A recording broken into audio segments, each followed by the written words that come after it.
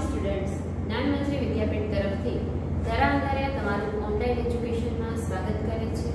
વિદ્યાર્થી મિત્રો, આપણો વિષય છે સામાજિક વિજ્ઞાન અને આપણે છેલ્લા કેટલાક લેક્ચરમાં પાઠ 9 આપણી અર્થવ્યવસ્થાનો અભ્યાસ કરી રહ્યા છીએ, જેનું આપણે ટૂંકમાં પહેલા રિવિઝન કરી છે। તો સૌપ્રથમ આપણે અર્થવ્યવસ્થાને ભણવી હોય તો અર્થવ્યવસ્થા સમજવી હોય દેશની તો આપણી એટલે દેશની તો સૌપ્રથમ આપણે આ આર્થિક પ્રવૃત્તિ કોને કહેવાય એ બાબત સમજવી પડે। તો એ આપણે સમજ્યા કે જે પ્રવૃત્તિ આવક મેળવવાના હેતુસર કરવામાં આવતી હોય અથવા તો એમાંથી એને કોઈ વળતર મળતું હોય તો તમામ એ બધી પ્રવૃત્તિને આર્થિક પ્રવૃત્તિ કહેવાય।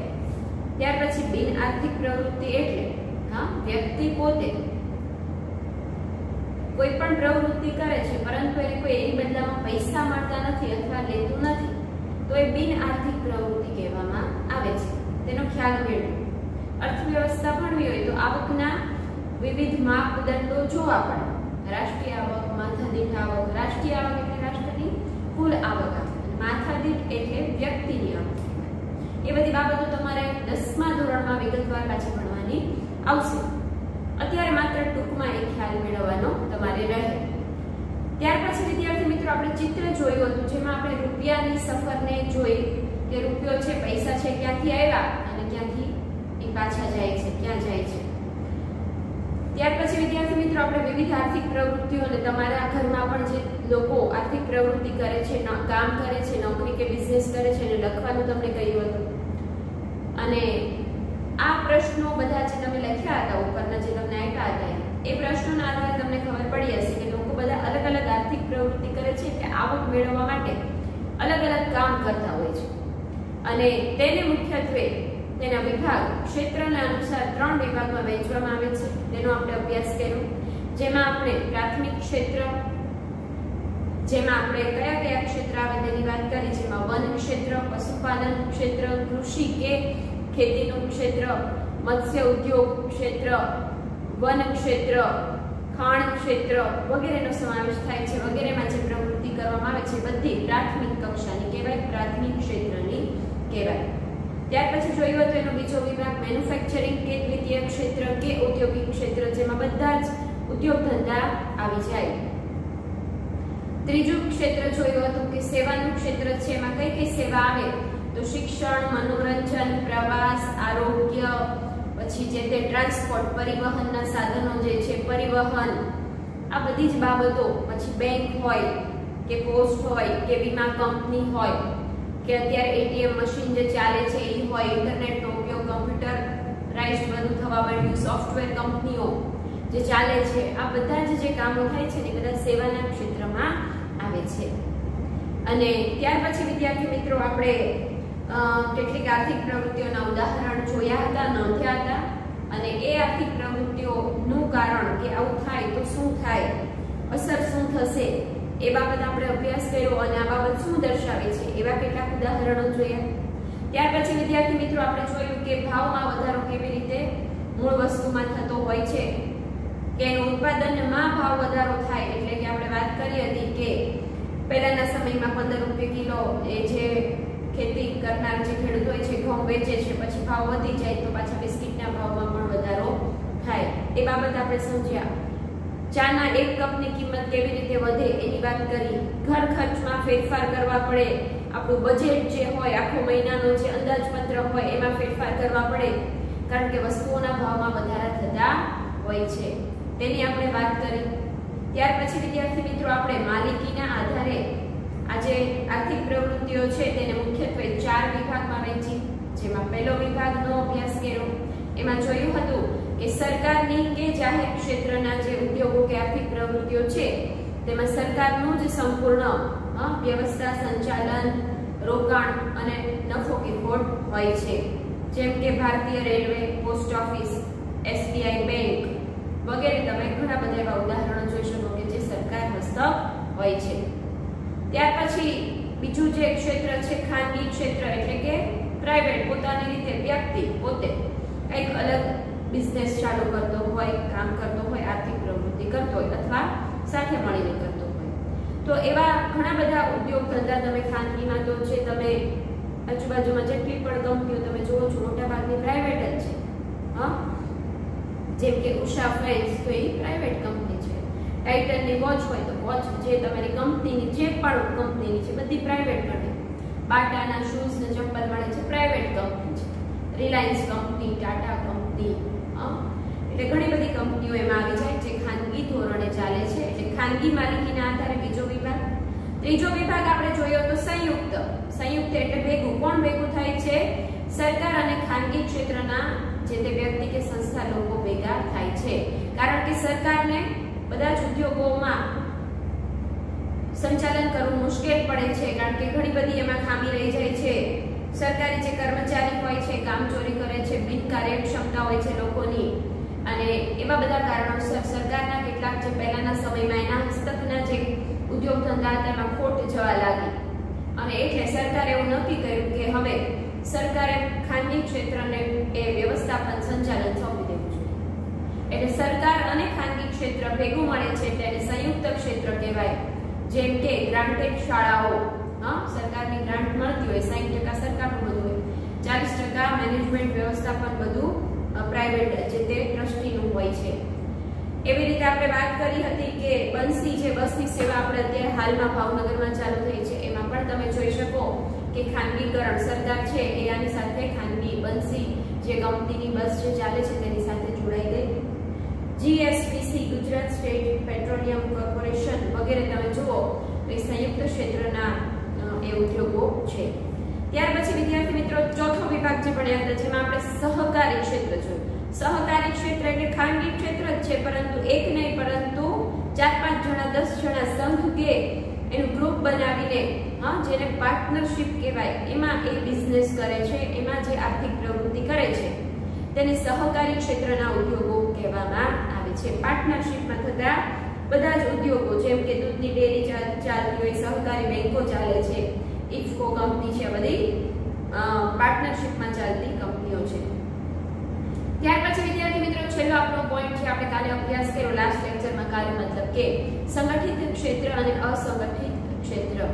એટલે કે ગવર્નમેન્ટ અને નોન ગવર્નમેન્ટ જે તે કામ થતા હોય એની વાત કરી, જેનું ઉદાહરણ આપણે જોયું હતું. કાંતા જે સંગઠિત ક્ષેત્રમાં કામ કરે છે, જ્યારે કમલ અસંગઠિત ક્ષેત્રમાં કામ કરે છે.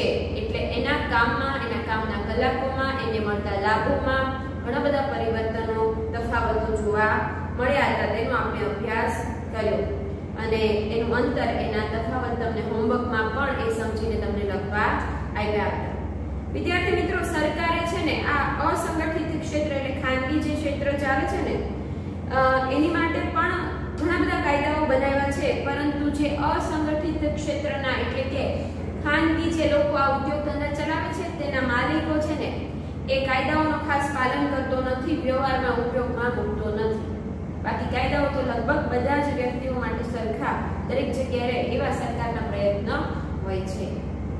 અને આવા સંજોગોમાં ઘણી વખત જો આ અસંગઠિત ક્ષેત્ર કે ખાનગી ક્ષેત્રના માલિકોની વિરુદ્ધ ફરિયાદ કરવામાં આવે ને તો તેનો ઉદ્યોગ બંધ પણ કરાવી શકાય અને તેને દંડ અને સજા પણ થઈ શકે છે. અહીંયા સુધીનો આપણે અભ્યાસ કર્યો હતો. આજે આપણે જે નવો મુદ્દો વિદ્યાર્થી મિત્રો જે ભણવાના છે તે છે આર્થિક ઉદારીકરણ.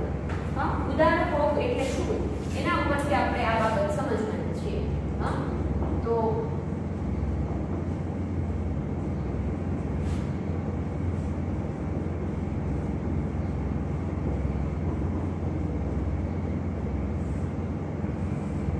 સરકારે ઉદાર નીતિ અપનાવી, પણ શેમાં? સરકારે ઉદાર વલણ અપનાવ્યું શેમાં? તો કે દેશની પરિસ્થિતિનો અભ્યાસ કર્યા પછી, આઝાદી પછી જેટલો આર્થિક વિકાસ થવો જોઈએ તેટલો વિકાસ થતો નથી, અને એટલે તેમણે ખાનગી ક્ષેત્રને વધારી અને આવકમાં વધારો થાય લોકોની એની માટે થઈને એના નીતિ નિયમો છે ને એને હળવા કરી દીધા. એના કાયદાઓ જે હતા ને એને હળવા કરી દીધા. પરવાનગી જે લેવી પડતી ઉદ્યોગ ધંધા સ્થાપવા માટે સરકારની એ બધી હવે રદ કરી દીધી અને આર્થિક વિકાસ વધુ સાધી શકે એવા પ્રયત્ન કર્યા ને એને સામાન્ય શબ્દોમાં આ ઉદારીકરણ અપનાવ્યું સરકારે એવું કહેવામાં આવે છે। કારણ કે વિદ્યાર્થી મિત્રો, સરકાર હસ્તક પહેલા 17 કે 18 જેટલા ઉદ્યોગો હતા, પછી સરકારે માત્ર 3 જ એવા ઉદ્યોગો રાખ્યા અને બાકી બધામાં ખાનગીકરણ કરી દીધું। એટલે કે ખાનગી સાથે જોડાઈ જાય છે, એટલે સંયુક્ત સાહસથી ચલાવે છે કે ખાનગી જે તે વ્યક્તિઓને સોંપી દીધું છે। જેમાં ભારતીય રેલવે સંરક્ષણની બાબત આવે છે અને બીજી પણ એકાદી બાબત આવે છે, જેમાં સરકારે છે એ 18 ઉદ્યોગોમાંથી રેલવે, અણુ ક્ષેત્ર અને સંરક્ષણ આ 3 જ ક્ષેત્ર પોતાના પાસે રાખ્યું અને પછી ઘણા બધામાં ખાનગીકરણ કરવા લાગી। એટલે એને ઉદાર વલણ અપનાવ્યું કહેવાય, ઉદાર નીતિ અપનાવી કહેવાય। સૌપ્રથમ આપણે આ આર્થિક ઉદારીકરણની નીતિ શા માટે અપનાવી પડી એને સમજીએ તો કે વિશ્વના દેશો અત્યારે ડેવલપ થવા માટે આગળ ને આગળ ચાલી રહ્યા છે, વધુ ડેવલપમેન્ટ થાય એવા પ્રયત્ન કરી રહ્યા છે। એટલે આપણા દેશે પણ વિશ્વની સાથે ચાલવું પડશે ને, વિશ્વના પ્રવાહોની સાથે ચાલીને ટકી રહેવા માટે, વિકાસ સાધવા માટે પ્રયત્ન કરવા જોઈએ। અને એટલે જો આવા પ્રયત્ન થશે તો વિદ્યાર્થી મિત્રો એ ભારત દેશ છે ને એ વિકસિત રાષ્ટ્ર આગળ જતા બની શકશે। બાકી એને ઘણી બધી પ્રક્રિયાઓમાંથી પસાર થવાનું, ઘણા એવા ક્ષેત્રો છે કે જેમાં ડેવલપમેન્ટ ઓછું છે, તો એવા બધા ક્ષેત્રોમાં રાષ્ટ્રને વિકસિત કરવા માટે સરકારે પોતાના આર્થિક જે તે નીતિઓ હોય છે, જે તે કાયદાઓ હોય છે એમાં ફેરફાર કર્યા છે। અને ક્યારે આર્થિક ઉદારીકરણની નીતિ અપનાવી એ પ્રશ્ન પૂછાય છે, 1 માર્કનો પ્રશ્ન। સરકારે આર્થિક ઉદારીકરણની નીતિ ક્યારે અપનાવી હતી? 1991માં।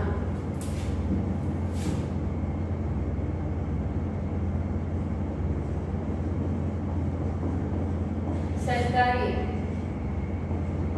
ઈસવીસન 1991માં આર્થિક ઉદારીકરણની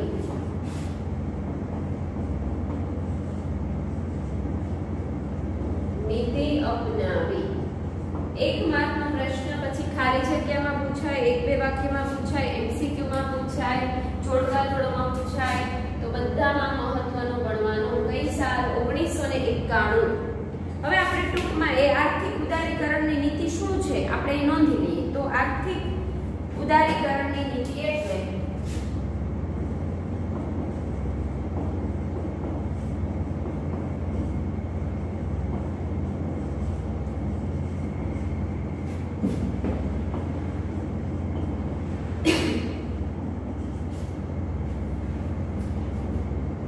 ખાનગી ક્ષેત્ર પરના અંકુશો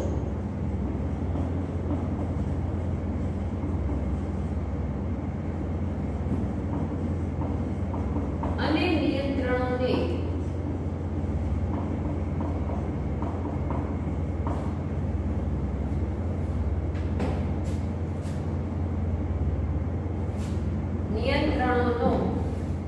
ક્રમશઃ ઘટાડો કરી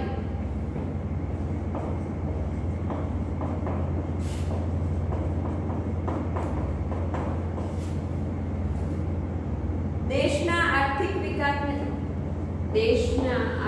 વિકાસને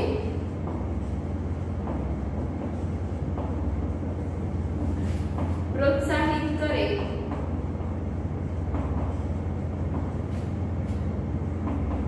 તેવી નીતિ।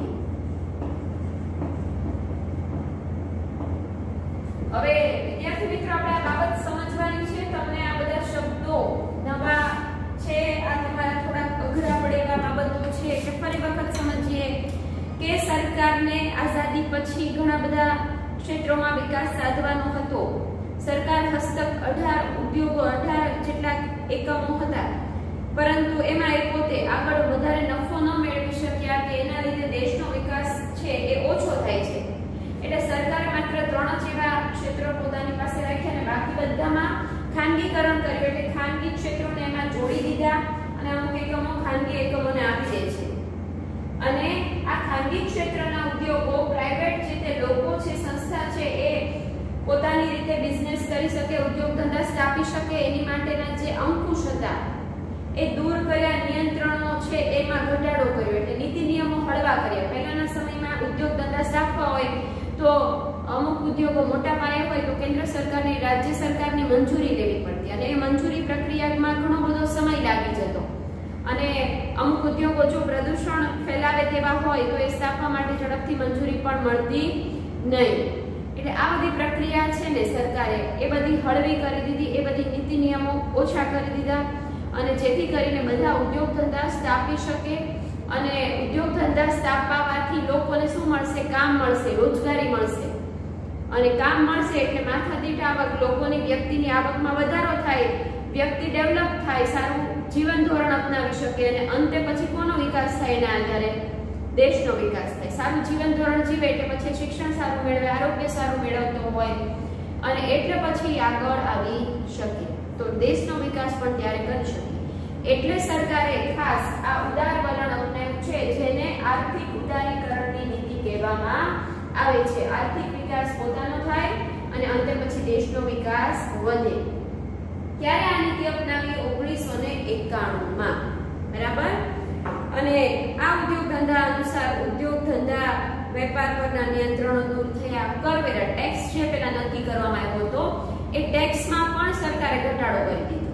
જે તે ઉદ્યોગ ધંધા સ્થપાતા હોય તો એને જે કેટલાક કર ભરવા પડતા હોય એમાં ઘટાડો કર્યો. આયાત નિકાસમાં પણ છૂટછાટ આપી. એટલે બીજા દેશોમાંથી આપણે વસ્તુ જો એ મંગાવી શકીએ છીએ. આયાત એટલે અને નિકાસ એટલે બીજા દેશમાં મોકલી શકીએ છીએ. હવે વિચાર કરો, ખાનગી ક્ષેત્ર છે એમાં ઉદ્યોગ ધંધા વિકસે તો શું આપણે કરીએ?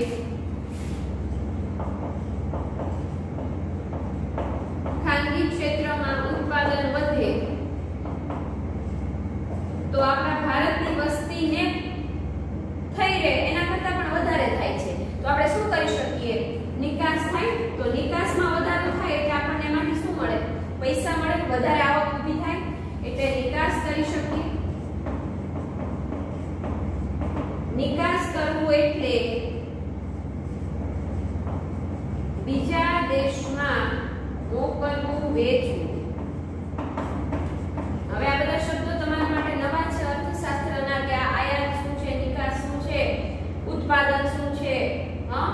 તો ખાનગી ક્ષેત્ર, જાહેર ક્ષેત્ર ની બધી વાત નવી છે એટલે આપણે બધા જ મુદ્દાઓ તમને સરળ ભાષામાં સમજાવું છું. પરંતુ જ્યારે પ્રશ્નના જવાબ લખવાનો હોય ત્યારે સમજાવવાની ભાષામાં લખી ન શકાય. એટલે ખાસ આ બાબત સમજવા માટે છે એટલું તમે યાદ રાખજો. નિકાસ વધુ થઈ શકે એટલે આવકમાં વધારો થયો. આયાત પણ કરી શકાય છે. આયાત એટલે બીજા દેશમાંથી લાવવું.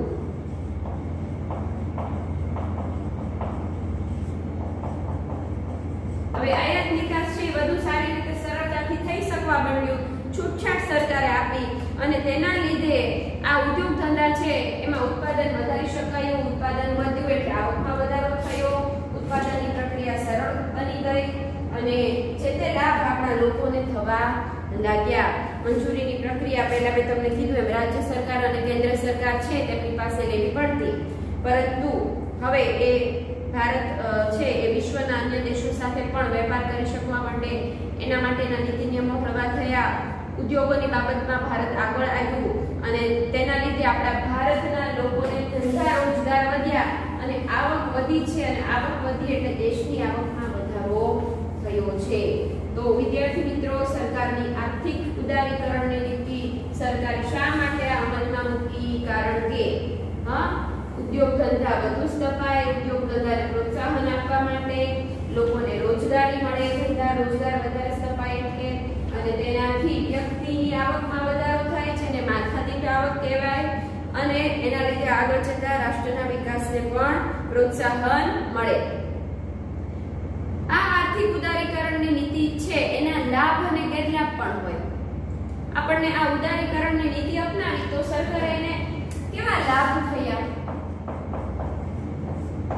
તો આપણે એની લાભની પહેલા ટૂંકમાં વાત કરીએ. ટૂંકમાં આપણે સમજવા માટે છે કે ઉદારીકરણથી સરકારે ઉદારીકરણની નીતિ 1991 માં અમલમાં મૂકી તો એનાથી શું લાભ થયા?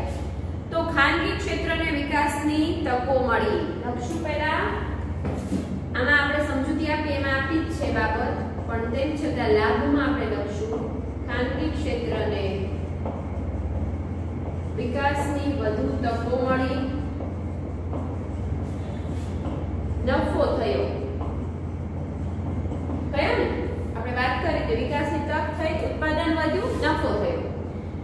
વિદેશ વ્યાપારને ઉત્તેજન મળ્યું.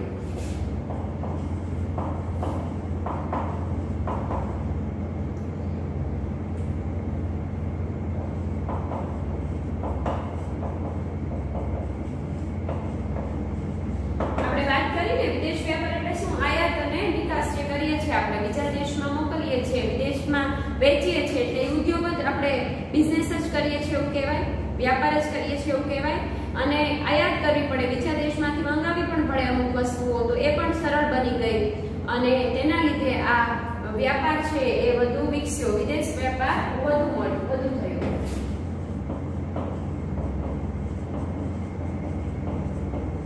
વિદેશ વ્યાપાર વધુ થવા લાગ્યો. તો એ બંને બાબત છે એ સારી બાબત ગણી શકાય. વિદેશી હુંડિયામણમાં વધારો થયો એટલે શું?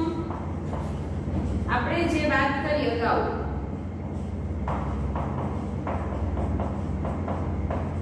કે ઉત્પાદન વધુ થાય તો આપણે બીજા દેશમાં નિકાસ કરીએ છીએ, મોકલીએ છીએ, વસ્તુ વેચીએ છીએ અને એના બદલામાં જે પૈસા મળે ને, ઉત્પાદિત વસ્તુઓને બીજા દેશમાં વેચવાથી મળતી આવક, તેને હુંડિયામણ કહેવાય. તો એ આવકમાં વધારો થયો એટલે દેશની આવક શું થાય? વધે. એટલે વિદેશી હુંડિયામણમાં વધારો થયો એટલે વિદેશથી આપણે જે વસ્તુઓ વેચીએ છીએ તેના બદલામાં આપણને વધુ પૈસા મળવા લાગ્યા, કારણ કે ઉત્પાદનમાં વધારો થયો, ઉદ્યોગ ધંધા વધારે સ્થપાય એટલે વસ્તુ કેવી બને? વધુ બને. એટલે ઉત્પાદનમાં વધારો થયો કહેવાય, ચીજ વસ્તુઓ વધુ બનવા લાગી. આંતરરાષ્ટ્રીય બજારો સાથે સ્પર્ધા કરવા માટે ભારત સક્ષમ બન્યું. આંતરરાષ્ટ્રીય બજારો સાથે, દેશની બજારો સાથે સ્પર્ધા કરવા ભારત સક્ષમ બન્યું. હવે શક્તિશાળી બન્યું, કારણ કે બધું ઉદ્યોગ ધંધા સ્થપાયા એટલે પોતાની વસ્તુ પણ એ આંતરરાષ્ટ્રીય બજારમાં મૂકે છે, કોમ્પિટિશનમાં ટકી શકે છે, એવી પરિસ્થિતિનું સર્જન થયું. અને હવે ગેરલાભ કેટલાક આપણે જોઈએ તો ઘણા બધા ગેરલાભ પણ છે કે ઇજારાશાહીના વલણો વધ્યા.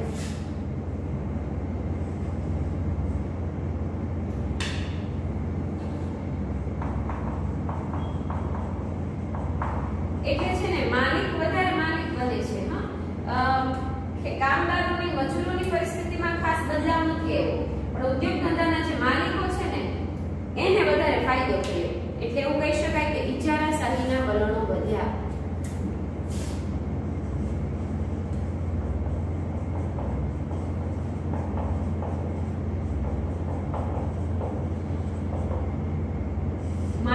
ઇજારાશાહીના વલણો વધ્યા એટલે માલિકીપણું લોકોમાં આવ્યું એવું કહી શકો વધારે, અને એની અસર, એનો જે ફાયદો છે એ ઉદ્યોગ ધંધાના માલિકોને એને વધારે થયો. નીચેનો જે વર્ગ છે એને થયો નથી, થવો જોઈએ તેટલો. ઔદ્યોગિક ક્ષેત્ર આગળ વધ્યું અને કૃષિનું ક્ષેત્ર પાછળ રહી ગયું. પાછું ઉદ્યોગ ધંધા વધુ સ્થપાયા પણ કૃષિ ક્ષેત્ર પાછું થોડું પાછળ આપણે જતા રહ્યા. ઔદ્યોગિક ક્ષેત્ર આગળ અને કૃષિ ક્ષેત્રે પછાત થયા કે પાછળ રહી ગયા એવું કહી શકો. જેટલો પાછો કૃષિમાં ક્રાંતિ થવી જોઈએ એટલી પાછી થઈ નહીં. આર્થિક અસમાનતા ઊભી થઈ. પહેલા વાત કરી ઇજારાશાહી એટલે માલિકીપણાના ભાવ આવ્યા એટલે માલિકો છે વધારે નફો મેળવે છે, પરંતુ એ નફો છે એ કોની સુધી? કામદારો સુધી પહોંચતો નથી, મજૂરો સુધી પહોંચતો નથી. એટલે માલિકો વધુ પૈસા મેળવે છે, નફો મેળવે છે, પૈસાદાર થાય છે, પણ કામદારોની આવકમાં ખાસ વધારો થતો નથી. એટલે આર્થિક અસમાનતા, આવકની અસમાનતા ઊભી થઈ. આર્થિક અસમાનતામાં વધારો થયો. તો વિદ્યાર્થી મિત્રો, આયાત વધી, નિકાસ છે એ ઘટી, કારણ કે કૃષિ ક્ષેત્રે આપણે વાત કરી કે જેટલો વધારો થવો જોઈએ એટલો થતો નથી, એટલે આયાત વધી, બીજા દેશોમાંથી મંગાવીએ છીએ તો એ બાબત પણ આપણે નોંધી જ લઈશું કે આયાત વધી અને નિકાસ ઘટી. નિકાસ એટલે મોકલવું,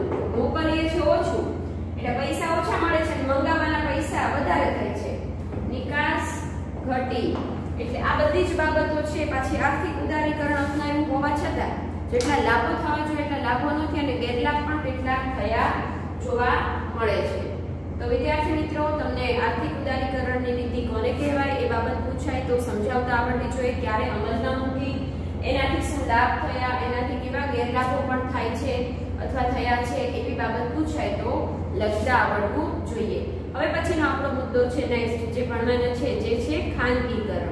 તમને જરૂર લાગે તો તમે સ્ક્રીનશોટ પણ કાઢી શકો, મુદ્દાઓ નોંધી પણ શકો, જેથી કરીને તમને રિવિઝનમાં મદદ મળી શકે.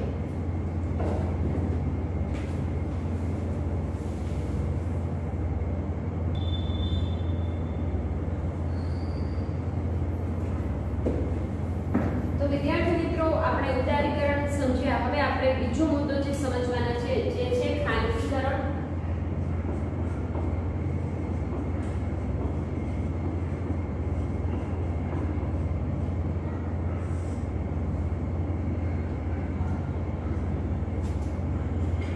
ખાનગીકરણને સામાન્ય રીતે તમારે કેવું હોય તો અગાઉ આપણે વાત કરી કે સરકારે જે પોતાની હસ્તકના ઉદ્યોગ ધંધા કે જે ક્ષેત્રો પોતાની પાસે હતા એને હવે ખાનગી ક્ષેત્રને સોંપી દીધા.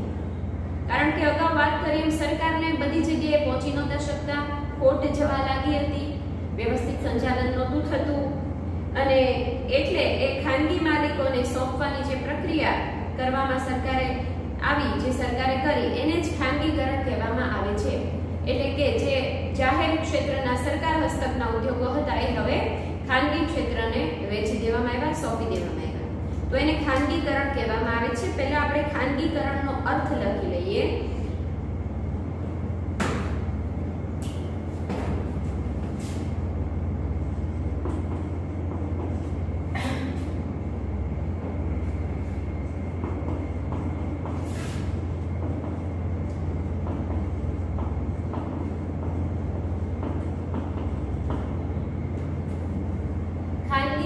એટલે જાહેર ક્ષેત્રના અથવા સરકારની માલિકીના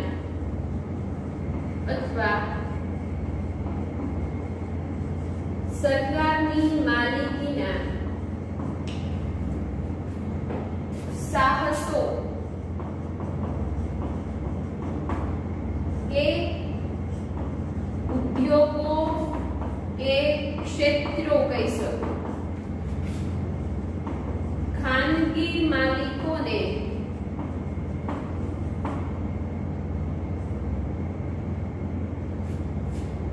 સોંપવાની પ્રક્રિયા,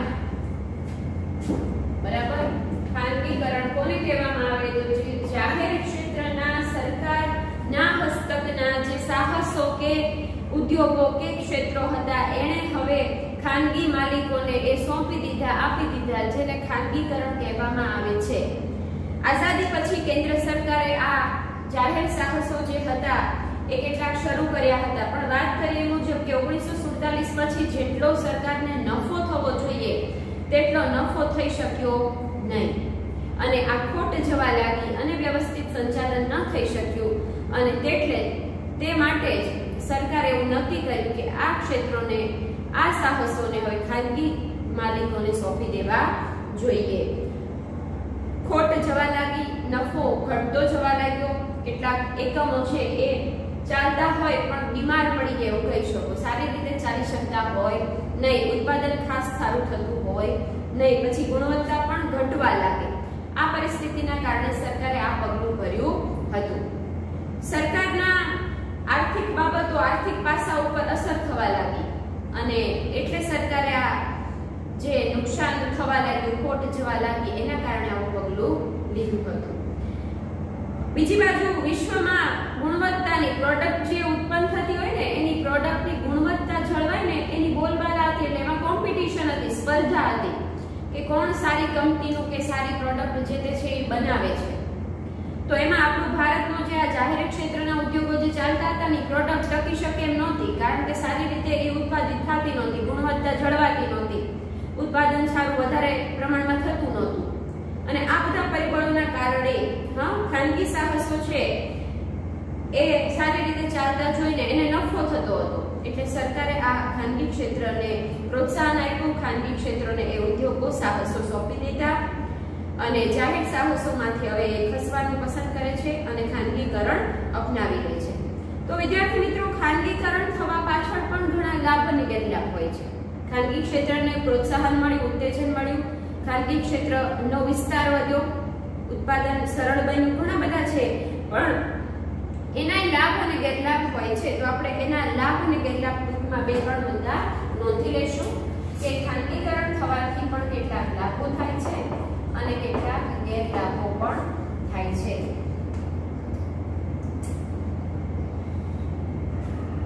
તો ખાનગીકરણથી શું લાભ થયો? તો દેશમાં ઉદ્યોગ ક્ષેત્રે ઉત્પાદકીય એકમોની સંખ્યા વધી, એટલે ઉત્પાદન વધારે સારા પ્રમાણમાં થાય, ઘણી બધી વસ્તુઓ બને એવા ઉદ્યોગ ધંધા વધુ વિકસવા લાગ્યા. ખાનગીકરણ થવાથી સરકાર હસ્તક જે નહોતા ચાલતા એ બધા ઉદ્યોગોમાં વધારો થયો, સારી રીતે ચાલવા માંડ્યા, એટલે ઉત્પાદકીય એકમો એને કહેવાય. એટલે એ એકમો છે, એવા ઉદ્યોગ ધંધા છે, એ વધુ સારી રીતે ચાલવા લાગ્યા. તો એ સંખ્યામાં વધારો થયો, એ આપણે બાબત નોંધી લઈશું.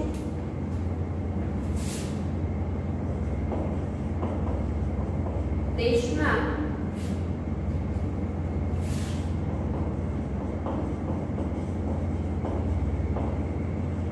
એકમ મતલબ અહીંયા ઉદ્યોગો છે.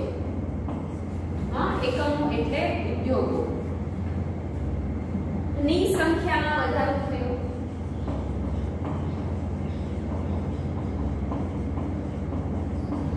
જે ચાલતા નહોતા, ખોટ ચાલી હતી, બંધ હતા અને એ ફરી પાછા સારી રીતે ચાલવા માંડે, એટલે ઉત્પાદકીય એકમોમાં વધારો થયો એવું કહી શકાય. વપરાશી વસ્તુઓના ઉત્પાદનમાં વધારો થયો. દેશની જે તે વપરાશી વસ્તુઓ હતી ને, એ બધી વસ્તુઓનું ઉત્પાદન સારી રીતે, સારી ગુણવત્તાવાળી વસ્તુઓ બનવા લાગી. એટલે વપરાશી વસ્તુઓના ઉત્પાદનમાં વધારો થયો. કઈ વપરાશી વસ્તુઓ છે? જેમ કે તમે કોઈ પણ વસ્તુ લેવા જાવ ને કરિયાણા સ્ટોરમાં, એ એક જ વસ્તુ છે, ઘણી બધી કંપનીઓ વેચતી હોય છે. તો ધીરે ધીરે બધા જ ઉદ્યોગ ધંધા વધુ ને વધુ સ્થપાવાથી વસ્તુઓ છે ને, એમાં આપણે વેરાયટી લઈ શકીએ છીએ. કોઈ પણ વસ્તુ લેવા જાવ ને તો એમાં તમને 5 પ્રકાર 10 પ્રકારની વસ્તુ બતાવે કે આ કંપનીનું છે, એમાં આ સારી બાબત છે, એમાં આ સારી બાબત છે. એટલે કોમ્પિટિશન, સ્પર્ધા વધી, કારણ કે ઉદ્યોગ ધંધા વધુ સ્થપાયા, વપરાશી વસ્તુઓનું ઉત્પાદન વધ્યું, એટલે વેરાયટી જોવા મળે છે આપણને. અને પાછા બધાને બિઝનેસ કરવો છે એટલે ગુણવત્તા સારી જ હોય એવું જ એ બનાવે. કારણ કે જો સારી ગુણવત્તા વાળું ન બનાવે, સારી ક્વોલિટી વાળું ન બનાવે, ખરાબ બનાવે, તો બીજી વખત કોઈ એ વસ્તુ લેશે નહીં. એટલે એને એનો બિઝનેસ ચલાવવો હોય ખાનગી ક્ષેત્રને, એટલે ગુણવત્તા પણ સારી જળવાય એ બાબતને ધ્યાનમાં રાખશે.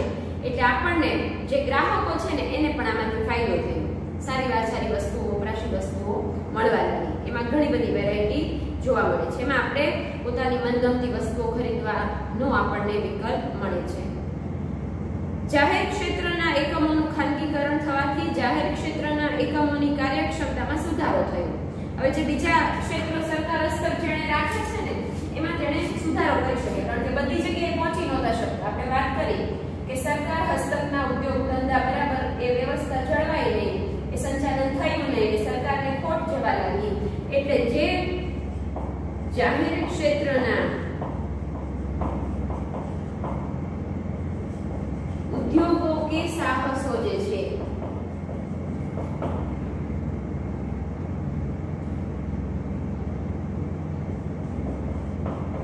તે સારી રીતે ચાલવા લાગી. કારણ કે પહેલા એની પાસે ઘણા બધા એકમો હતા, આવા ઉદ્યોગો હતા.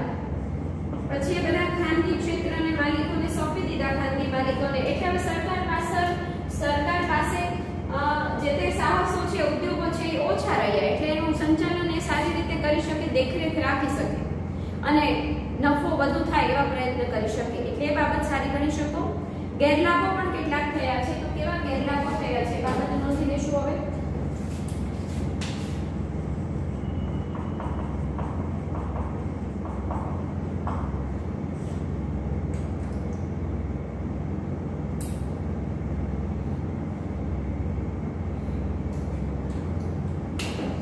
તો વિદ્યાર્થી મિત્રો, વેગ મળ્યો. ઇજારાશાહી એટલે માલિકીપણું આવ્યું લોકો. ઇજારાશાહીને વેગ મળ્યો એટલે કે માલિકો છે ને એની પાસે વધુ સત્તા આવી ગઈ. મેં તમને અગાઉ કીધું એમ કામદારો કે મજૂરોને જેટલો લાભ મળવો જોઈએ ને ખાનગીકરણ થયું એનાથી મજૂરોને કે કામદારોને ઓછા લાભ થયા પણ માલિકોને વધુ લાભ થયા. એટલે એવું કહી શકાય કે ઇજારાશાહીને વેગ મળ્યો. ખાનગીકરણ થવાથી મોટા ઉદ્યોગો જે હતા ને એને ફાયદો થયો પરંતુ જે નાના પાયે ચાલતા ઉદ્યોગો હતા ને ગૃહ ઉદ્યોગો કહી શકો, પુનર ઉદ્યોગ, હસ્ત ઉદ્યોગ તેને કોઈ ખાસ એમાં ફેરફાર થયો નહીં, નફો વધારે થયો નહીં. એનો વિકાસ જેટલો હતો એટલો ને એટલો જ રહ્યો. એટલે જે લાભ થવો જોઈએ એ બધા ઉદ્યોગોને થયો નહીં. તો એ ગેરલાભમાં ગણી શકીએ આપણે. ખાનગીકરણથી નાના પાયે ચાલતા ઉદ્યોગોને ખાસ કોઈ લાભ થયો નહીં.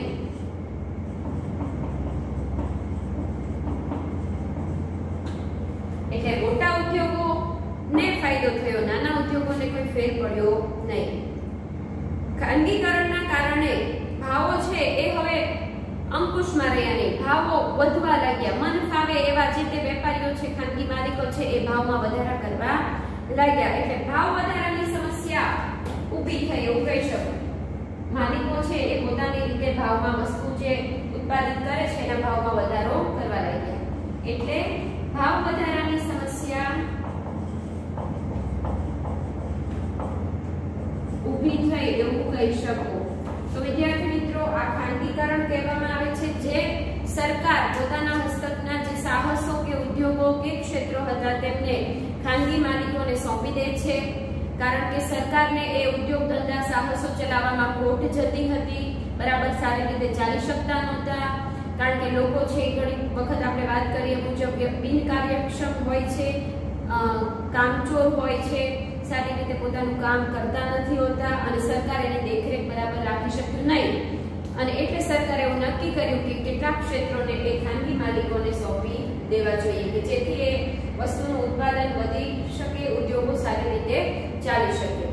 તો વિદ્યાર્થી મિત્રો ખાનગીકરણ કોને કહેવામાં આવે તેના લાભ ગેરલાભ જોયા. હવે પછી આપણો છેલ્લો મુદ્દો જે છે એ વૈશ્વિકીકરણ છે, તેના વિશે આપણે અભ્યાસ કરીશું. તો જરૂર લાગે તો સ્ક્રીનશોટ પાડી લેવો, નોંધ કરી લેવી. ખાસ એ તમે યાદ રાખજો, રિવિઝન કરજો. આવા પોઈન્ટ થોડા તમને લાગે કે આ મુદ્દો નવો છે આપણા માટે, સમજવો થોડો અઘરો પડે છે તો ખાસ એ રિવિઝનની જરૂર પડે છે. લખવું વાંચવું જરૂરી છે. સમજૂતીના હું જે શબ્દો બોલતી હોઉં કે લખતી હોઉં તો એ તમારે લખવાના નથી, એ માત્ર તમારી સમજૂતી માટે છે. એ બાબત ખાસ આવા પાઠમાં અર્થશાસ્ત્રની જે પરિભાષા છે, જે ભાષા છે એમાં જ જવાબ લખવો પડે.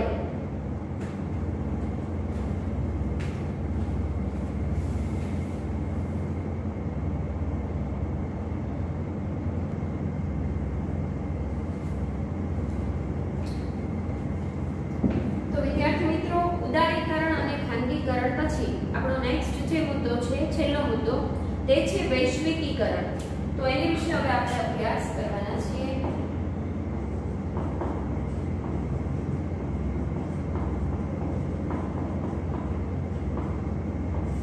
સામાન્ય શબ્દોમાં વૈશ્વિકીકરણ સમજવું હોય તો વૈશ્વિકીકરણ એટલે વિશ્વના દેશોનું એક બનવું, જેને વૈશ્વિકીકરણ કહેવામાં આવે છે. સમગ્ર દેશ, બધા જે દેશો છે એ બધા એક છે એવું માને એને વૈશ્વિકીકરણ કહેવાય. આપણે વાત કરી ચૂક્યા છે વસુધૈવ કુટુંબકમ, આપણે બધા કુટુંબના સભ્યો છે. એકબીજાની નજીક આવવું એવો તેનો સામાન્ય અર્થ કરવામાં આવે છે. તો એ નોંધી લેશું આપણે. વૈશ્વિકીકરણ કોને કહેવામાં આવે? વિશ્વનું એક બનવું.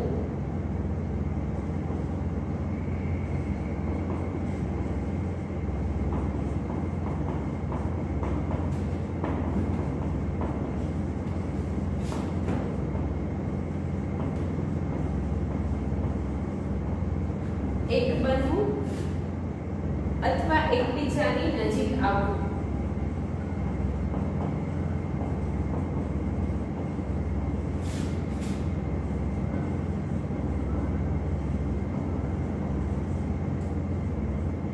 જેને વૈશ્વિક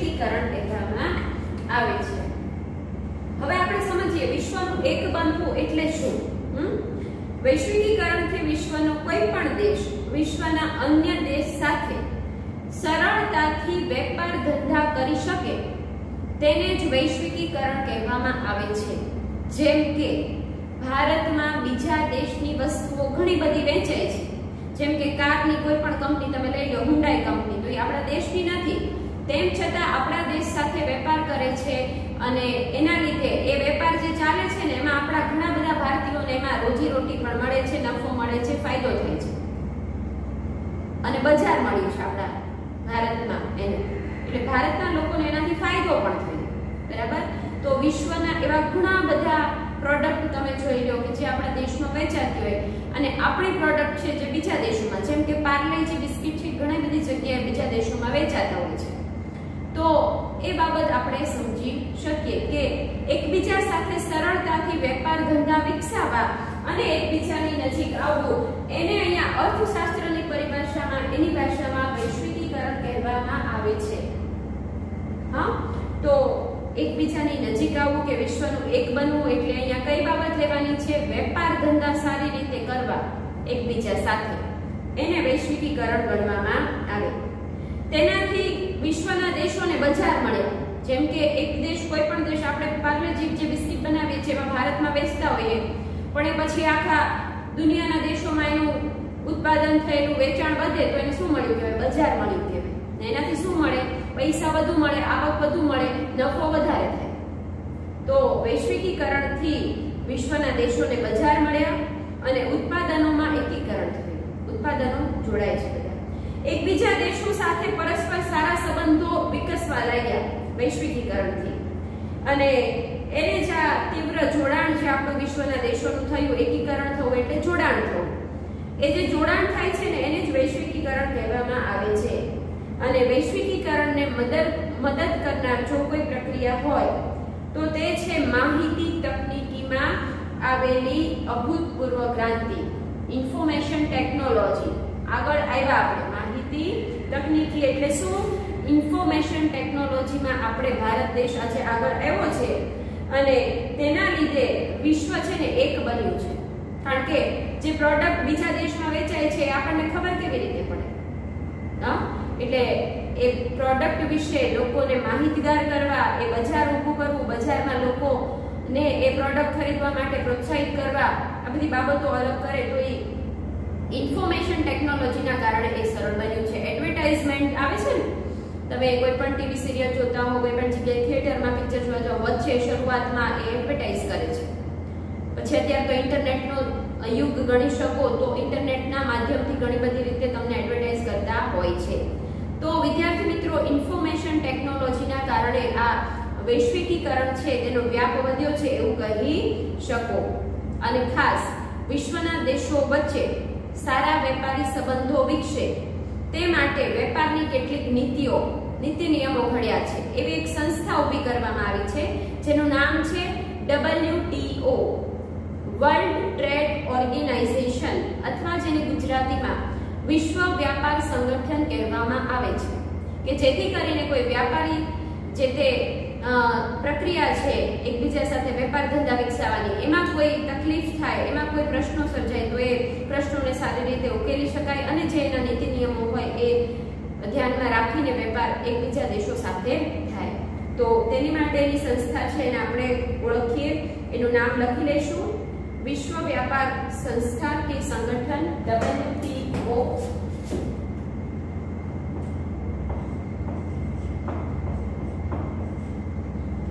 ફૂલ ફોર્મ લખી લઈશું પહેલા આપણે, વર્લ્ડ ટ્રેડ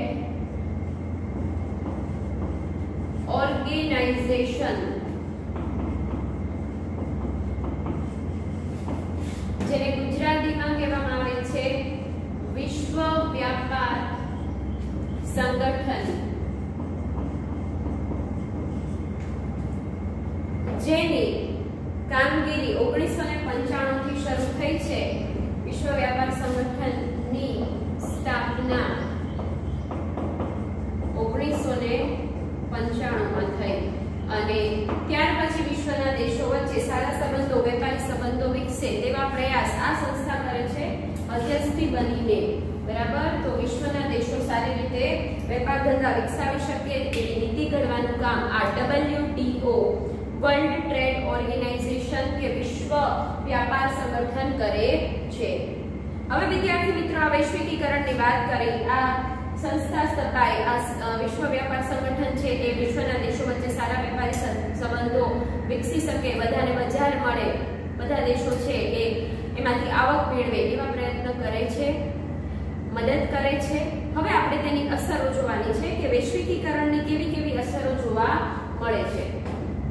તો તમને 2 થી 3 માર્કના પ્રશ્નમાં તેની અસરો પૂછાય તો તમને ખબર હોવી જોઈએ, અને આખો પ્રશ્ન જો પૂછાય તો એ 4 માર્કનો પ્રશ્ન બને છે. વિદ્યાર્થી મિત્રો, વૈશ્વિકીકરણ વિશે સમજાવો તો આખો જો પ્રશ્ન હોય તો 4 માર્ક્સ, અને અસરો ખાલી પૂછાય તો 2 થી 3 માર્કના પ્રશ્નમાં મહત્વનું ગણવાનું. તો એક પછી એક અસર આપણે સમજતા જઈએ અને પછી એ નોંધતા પણ જઈએ. માહિતી ટેકનોલોજીના કારણે સેવાના ક્ષેત્રમાં વધારો થયો છે. જેમ કે કમ્પ્યુટર અત્યારે વધ્યું, ઇન્ટરનેટનો ઉપયોગ વધ્યો, સોફ્ટવેર કંપનીઓ છે પોતાના અલગ સોફ્ટવેર બનાવે છે, તેનાથી સેવાનું ક્ષેત્રમાં આવે ને એ બધી બાબતો શેમાં આવે? સેવાના ક્ષેત્રમાં આવે. સેવાના ક્ષેત્રમાં લોકોને વૈશ્વિકીકરણથી રોજગારી મળી, એટલે કામ મળવા લાગ્યું વધારે. તો સેવાનું ક્ષેત્ર આગળ આવ્યું અને તેના લીધે લોકોની રોજીરોટી, રોજગારી વધી છે. એટલે રોજગારીની તકોમાં વધારો થયો. લાભ છે, અસર છે. પહેલી સારું કહેવાય એવા પર તો સારી અસર આ લખી શકીએ કે માહિતી ટેકનોલોજી ને કારણે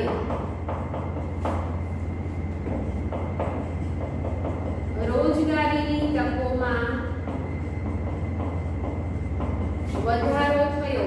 પણ શેમાં? ખાસ કરીને સેવાના ક્ષેત્રમાં. સેવાના ક્ષેત્રમાં વધારો થયો છે, કારણ કે ઇન્ટરનેટનો ઉપયોગ કરીને આપણે સરળતાથી એકબીજા દેશો સાથે જે તે વેપાર હોય છે કરતા હોય કે ઓર્ડર આટલો છે તમને, અને એ તમે કઈ તારીખ સુધીમાં મોકલી દેશો, એ ક્યારે મળશે, કઈ જગ્યાએ મોકલવાનું, આ બધું ઇન્ફોર્મેશન ટેકનોલોજી આગળ આવ્યું ત્યારે આપણને આ બધી બાબતોમાં સરળીકરણ જોવા મળે છે.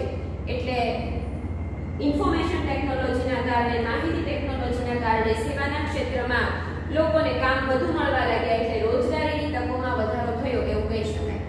બીજી અસર, phone, fax, mobile, email, internet, video conference જેવા સાધનોથી માહિતી ઓછા ખર્ચે જે તે વ્યક્તિને મળવા લાગી, એટલે ઉદ્યોગ ધંધા સારી રીતે થયા. મેલ કરવો હોય તો એમાં કંઈક ખાસ મોટો ખર્ચ કરવો પડતો હતો નથી. ઇન્ટરનેટના તમને અલગ અલગ જે ડેટા પેક મળે છે એ પણ હવે સસ્તા થઈ ગયા પહેલાના સમય કરતા. એટલે માહિતી ઓછા ખર્ચે મળે છે અને ઝડપથી પણ મળે છે. ઈમેલ કરવો હોય તો તમને અમુક સેકન્ડોમાં પહોંચી જાય, તમે મેલ કરો એ. જ્યારે પહેલાના સમયમાં એ પ્રક્રિયા થોડી સમય માંગી લેતી, એટલે એમાં ઓછો વિકાસ હતો એવું કહી શકો. તો દેશના આર્થિક વિકાસની પ્રગતિ વધુ થવા લાગી. શેના માધ્યમ દ્વારા એ લખી લેશું તો ફોન, ફેક્સ જે મશીન હોય એ, મોબાઈલ, ઈમેલ,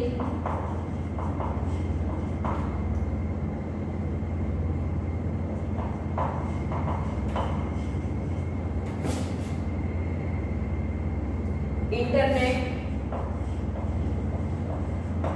વિડિયો કોન્ફરન્સ. વિદ્યાર્થી મિત્રો, વિશ્વના દેશો સાથે વાતચીત કરવી હોય, આ ઉદ્યોગ છે, બિઝનેસ છે એ ફેલાવવો હોય તો તે દરેક દેશમાં જઈ શકાતું નથી. તો એવા સમયે અત્યારે આ બધા માહિતી ટેકનોલોજી, ઇન્ફોર્મેશન ટેકનોલોજીનો લાભ લઈએ છીએ. આપણે વિડિયો કોન્ફરન્સ કરીએ છીએ, આપણે સામસામે બેઠા હોય એવી રીતે મીટિંગ કરતા હોય જે તે ઉદ્યોગ ધંધા ચલાવનાર માલિકો. તો વિડિયો કોન્ફરન્સ દ્વારા એ સરળ બન્યું છે, માહિતી એકબીજા પાસે લઈ શકીએ છીએ. જેવા સાધનોથી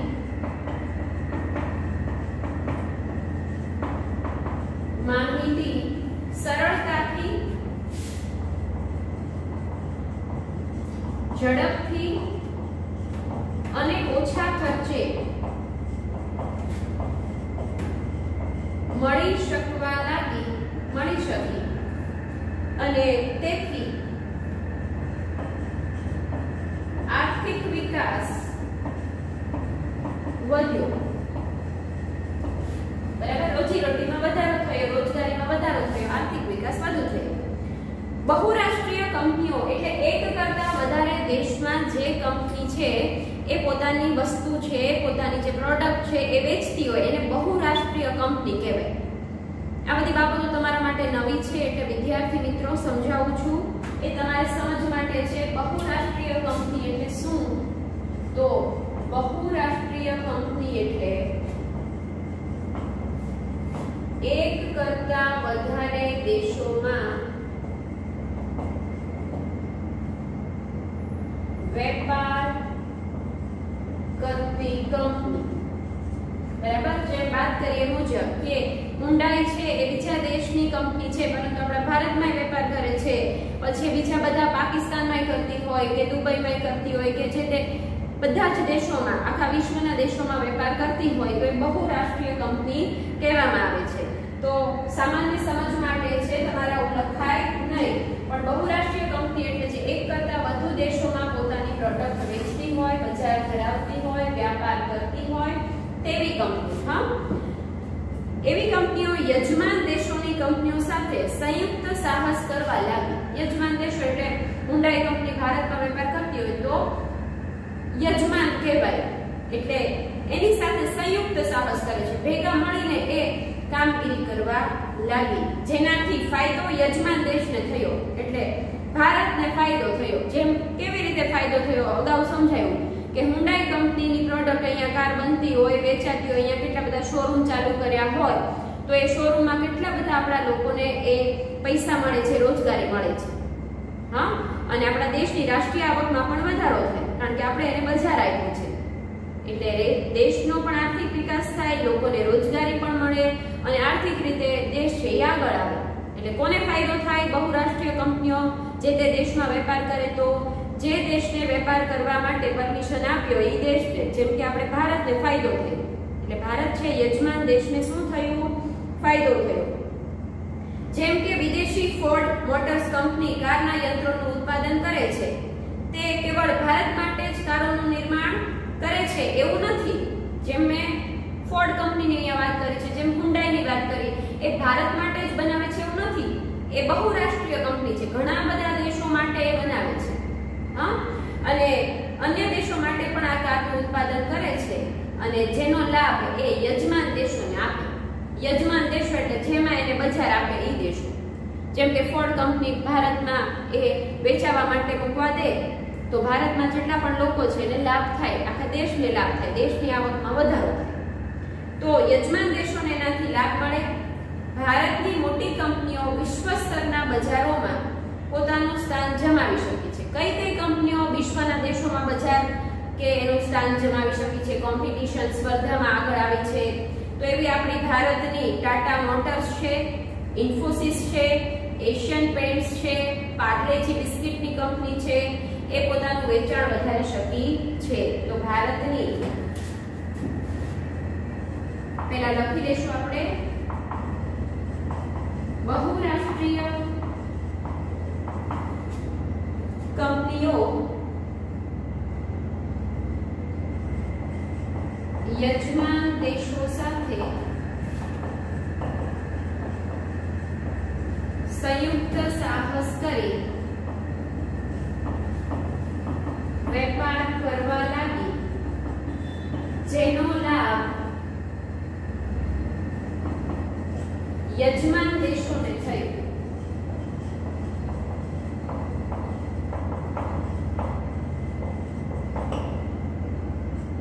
આપણી કઈ કઈ વસ્તુઓ છે તે બીજા દેશમાં? તો કે ટાટા મોટર્સ, એશિયન પેન્ટ્સ,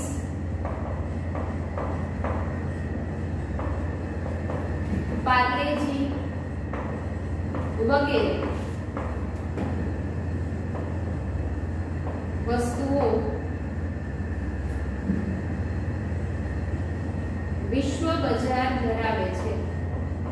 એટલે કે વિશ્વના દેશોમાં એ પ્રોડક્ટ આપણી વેચાય છે ને આપણને પણ લાભ થાય છે અને જે દેશમાં વેચાય છે એ યજમાન દેશને પણ લાભ મળે છે.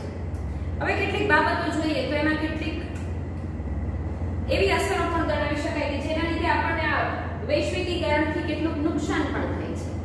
તો એવી કઈ બાબત છે તો કે તીવ્ર સ્પર્ધા થાય, કોમ્પિટિશન વધે. જેમ કે એક મોટર કંપની આપણા બીજા દેશની વેચાવા મૂકી હોય તો આપણા દેશની જે તે મોટર કંપનીને એનાથી પાછો ગેરલાભ પણ થવાની શક્યતા છે, કારણ કે આપણી પ્રોડક્ટ ત્યારે ઓછી વપરાય કે વેચાય અને બીજા દેશની વધુ વેચાવા લાગે એવું બની શકે. તો આપણા ઉદ્યોગ ધંધા ઉપર અસર થઈ શકે વૈશ્વિકીકરણથી.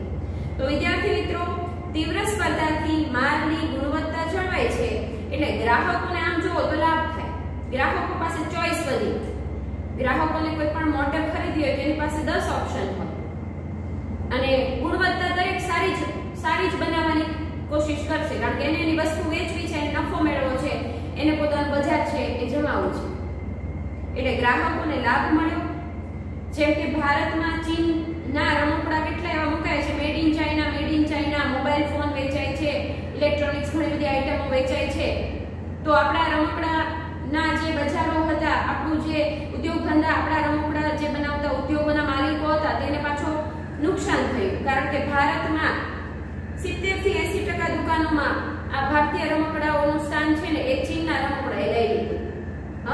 એટલે ભારતીય બજારોમાં રમકડા પહેલાની તુલનામાં સસ્તા મળવા લાગ્યા, અવનવી ડિઝાઇન વાળા, આધુનિક સરસ વેરાયટી વાળા મળવા માંડ્યા. તો આ શું થઈ રહ્યું છે?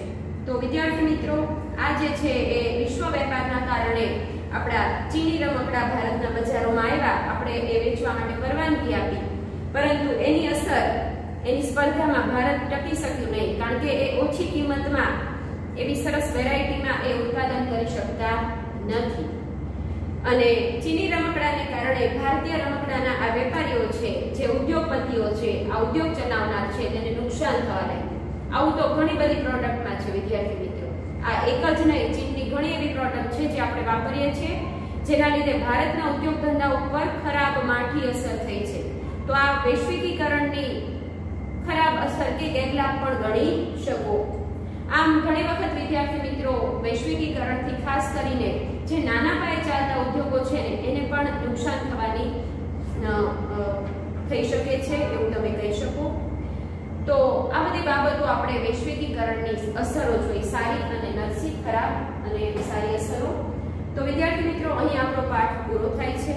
આજે જે અભ્યાસ કર્યો તે તમે રિવિઝન વધારે સમય કરજો, કારણ કે નવા મુદ્દા છે, તમારા માટે સમજવા થોડા અઘરા છે.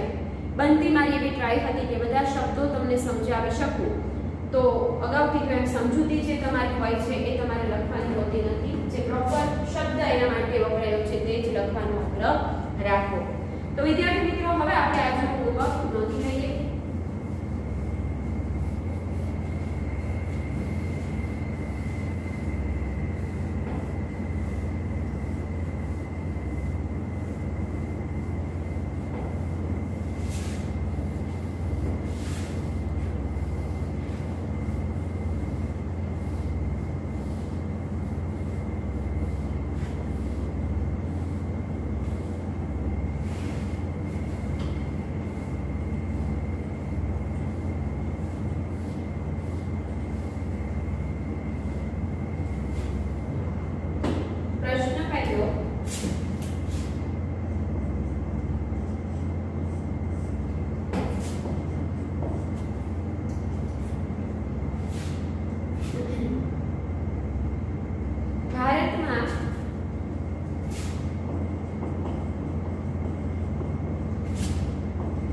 ઉદારીકરણની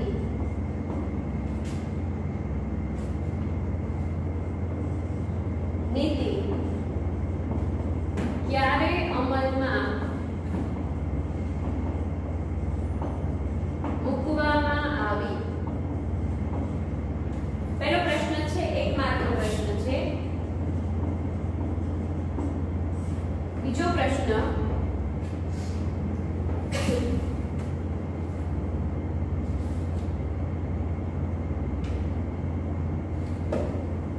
સરકારને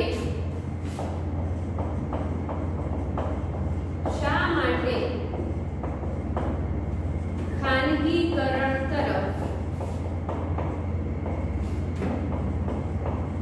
વળવું પડ્યું? 3 માર્કનો પ્રશ્ન છે વિદ્યાર્થી મિત્રો. કે થઈ, સારી રીતે ચાલી શકતા નહોતા, ઉદ્યોગ ધંધા બીમાર પડી ગયા, એટલે એવું કરવું પડ્યું. પછીનો પ્રશ્ન વિદ્યાર્થી મિત્રો, એ તમારે વિગતે સમજવાનું રહેશે. વૈશ્વિકીકરણ એટલે શું? તેની અસરો જણાવો. આ 4 માર્કનો પ્રશ્ન છે, મોટો પ્રશ્ન. તમને અગાઉ પણ કીધું છે કે આખી બધા જ પ્રશ્નો જે વિગત છે એ પૂછાય તો એ તમારે વૈશ્વિકીકરણ વિશે વધુ જ લખવાનું રહે. તો આ બાબતો તમારે ખાસ વિદ્યાર્થી મિત્રો પ્રશ્નમાં સારી રીતે સમજીને લખવાની છે કે જેથી કરીને બધા મુદ્દા આવી જાય. અને એક પ્રશ્ન હજી પણ આપણે લખશું કે ભારતના બજારોમાં રમકડા પહેલાની તુલનામાં સાથી સસ્તા બન્યા છે. ભારતના બજારોમાં પહેલાની તુલનાએ હાલમાં